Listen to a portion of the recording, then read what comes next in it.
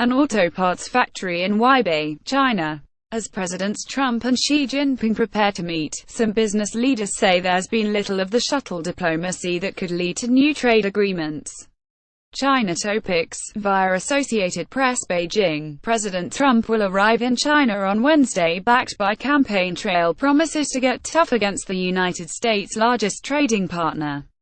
He will be accompanied by the chiefs of some of the country's most ambitious and influential companies: Boeing, Goldman Sachs, Westinghouse Electric and Qualcomm, among others. The expected outcome not much to the frustration of some American business executives. Mr. Trump's meetings this week with Xi Jinping, China's president, and other Chinese leaders come at a difficult time for both countries.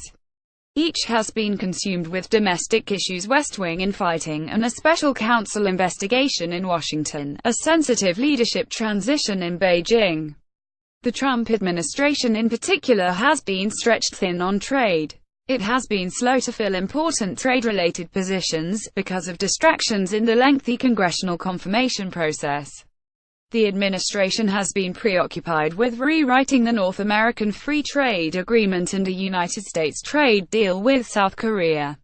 Trade has also been supplanted by North Korea as the most talked about issue in Northeast Asia for President Trump, and an issue on which he wants Chinese cooperation, not confrontation.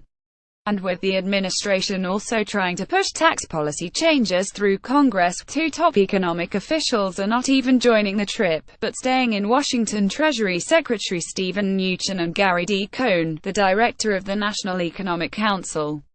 As a result, planning for Mr. Trump's Beijing trip has largely focused on finding deals he can announce, like high-profile orders for Boeing jets and other American goods. By contrast, the two sides have engaged in little of the back-and-forth shuttle diplomacy by lower-ranking officials that can pave the way toward new trade agreements. From what I understand, there really hasn't been much of that for this visit, said William Zarrett, the chairman of the American Chamber of Commerce in China, a group that has worked closely with American trade negotiators for decades, which makes us a bit concerned that there may not be much discussion on the structural issues. Chinese and American officials offered a taste on Wednesday, when they disclosed a series of deals they valued at $9 billion ahead of an event planned for Thursday with the two presidents.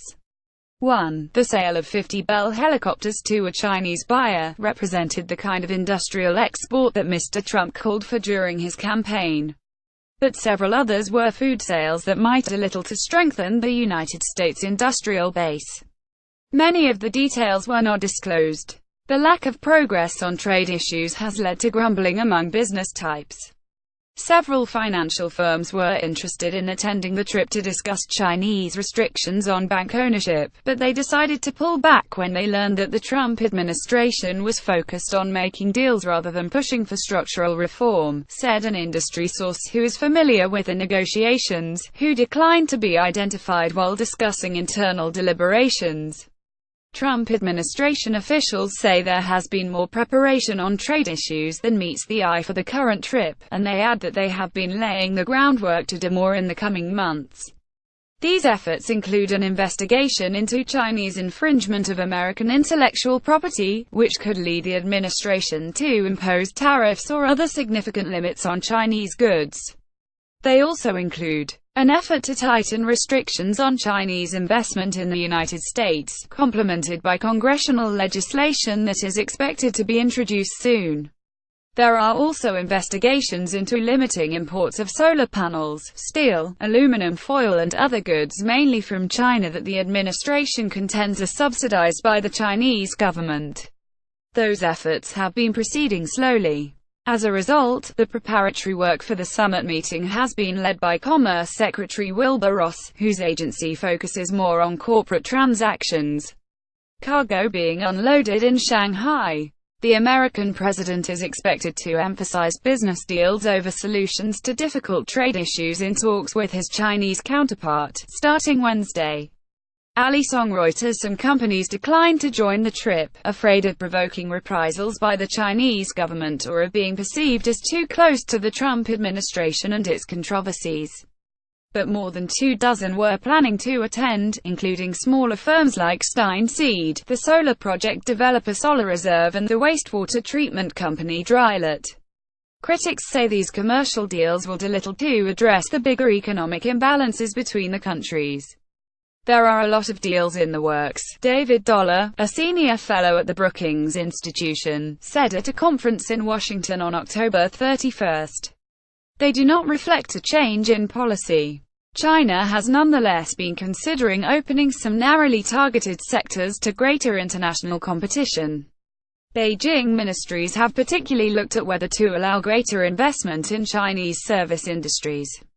In a briefing October 31, a senior administration official said improving trade competitiveness in services would be one of the White House's top priorities for the trip. Chinese officials said they were open to that. Our manufacturing industries opened up relatively early with relatively wide areas, said Gao Feng, a Commerce Ministry spokesman. In contrast, service industries opened up relatively late. We need to expand the opening up of services while we deepen the opening up of manufacturing. More American investment in the Chinese service sectors may not do much to help the heavily blue-collar workers in Rust Belt states who helped propel Mr. Trump to the presidency a year ago. These workers have absorbed the brunt of job losses from Chinese competition and technological change. One service sector that may be ripe for opening is banking. China has begun reviewing how it has hamstrung foreign banks with a long list of regulations that limit the services they can offer and cap their ownership stakes in Chinese banks. Those rules have left foreign banks with a combined market share of just 1.5% of the Chinese banking system's assets. Guo Shuqing, the chairman of the China Banking Regulatory Commission, said during a news conference on the sidelines of the recent Communist Party Congress that he saw room for changes. We will further open up and give more space to foreign banks in the types of establishments, the credentials of stakeholders, the percentage of stakes they hold, and the range of businesses, he said.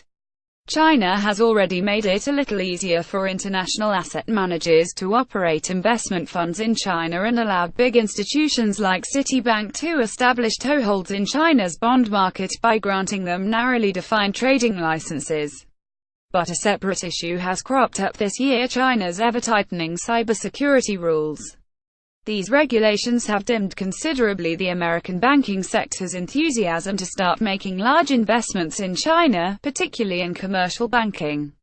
China has issued new rules, although they have been paused because of bitter complaints from bankers, that would require banks to buy most of the telecommunications equipment they use in China from Chinese suppliers and to store their Chinese data in China. It's still very much on the minds of our bankers, said Kenneth Jarrett, the president of the American Chamber of Commerce in Shanghai. That is not something they are eager to do. Keith Bradshaw reported from Beijing, and Anna Swanson from Washington. Julie Hirschfield Davis contributed reporting from Washington. Aileen Tang and Zhang Tianchen contributed research from Beijing.